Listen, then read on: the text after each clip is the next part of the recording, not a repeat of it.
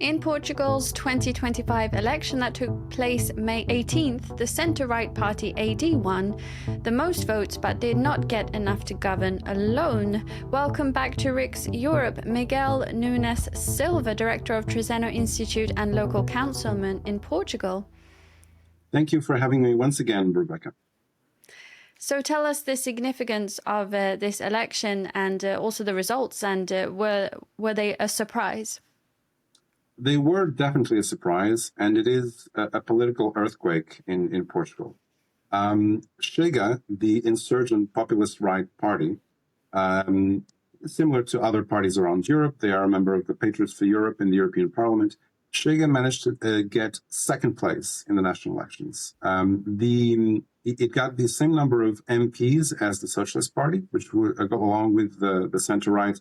They were the two alternating bipartisan parties that have been in power since, for the past 50 years.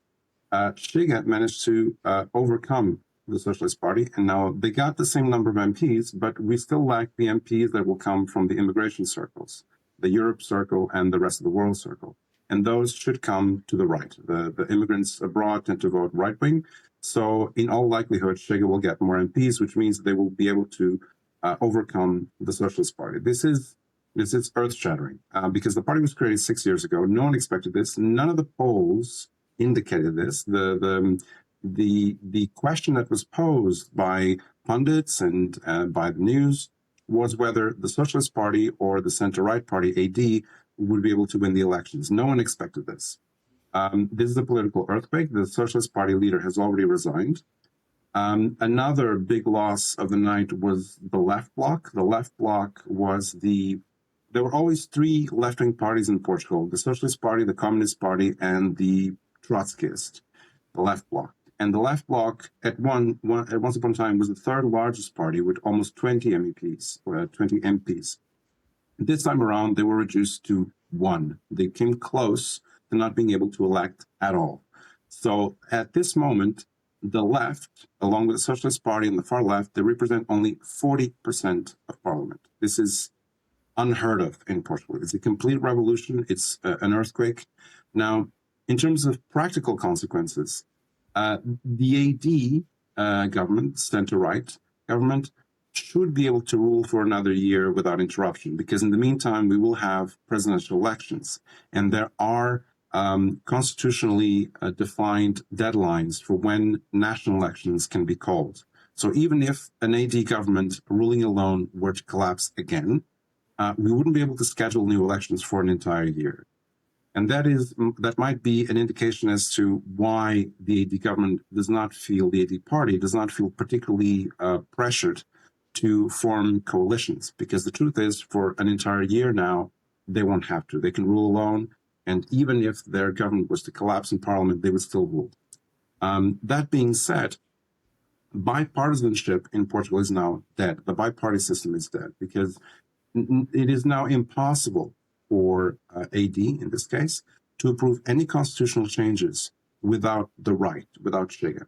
It is simply impossible. The AD, together with the Socialist Party, they don't have the necessary number of MPs to approve constitutional changes. So this is now officially a three-party system. So is it realistic that we can expect a more stable government, and will we see an exclusion of Chega in terms of coalition? The leader of AD, Prime Minister Montenegro, does not seem inclined at all to make coalitions. That was not his intention before the last election last year. That is not his intention now. Nothing in his speech indicated that. But the truth is that if the Socialist Party and Chega, if they combine their respective strengths, they will be able to block any kind of legislation that comes out of AD from passing in Parliament. So I'm not entirely sure, to be honest, what is the strategy from the AD.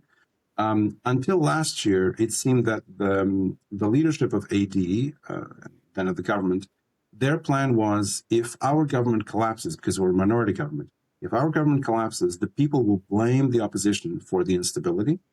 And by blaming the opposition from the instability, we'll come out of the elections strengthened, and the opposition will come out of the elections weakened. But that's not what happened. The AD obtained more or less the same result. They improved a bit. But Chega is the one that actually grew. So their strategy of blackmailing right-wing electorate into voting AD simply did not work. So what they do now is anyone's guess. They do not seem at all to be inclined to form a coalition. And like I said, they don't have much incentive right now because they don't have to. For an entire year now, we will not be able to call for elections again. And Chega had a very good election. What does their growth say about the public frustration with what's been going on in Portugal? I think as what happened last time, there was a transfer of votes. From what we can tell, there were two sources of votes for Chega. One was the absentee ballots. So there are many people who don't go vote. And the abstention this time was very small, just reduced, just as had been last year. So that means that there are many people who don't usually vote, who now decided to go vote and they voted Chega. That's one source of the votes. The other source of the votes is the Socialist Party. There are many people who transferred their votes from the Socialist Party to Chega. And the reason we believe is mostly immigration.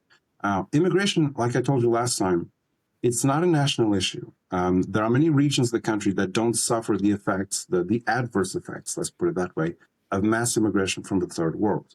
So not everyone votes based on the issue of immigration. But in big cities, they do. And guess what? It's in the big cities of Lisbon and Porto that most MPs are elected from. So consequently, there was, I believe, an urban transfer of votes from the Socialist Party to Chega. So what are the predictions for the coming years for Portugal due to these election results?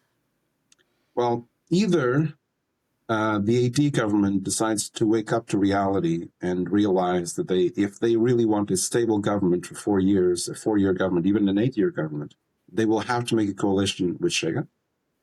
Or, which I think is unfortunately more likely, I think that the AD will draw the conclusion that we can do the same thing we did this time. We will wait out until the public decides to give us more votes. We will wait a year. It doesn't matter if the government doesn't accomplish anything.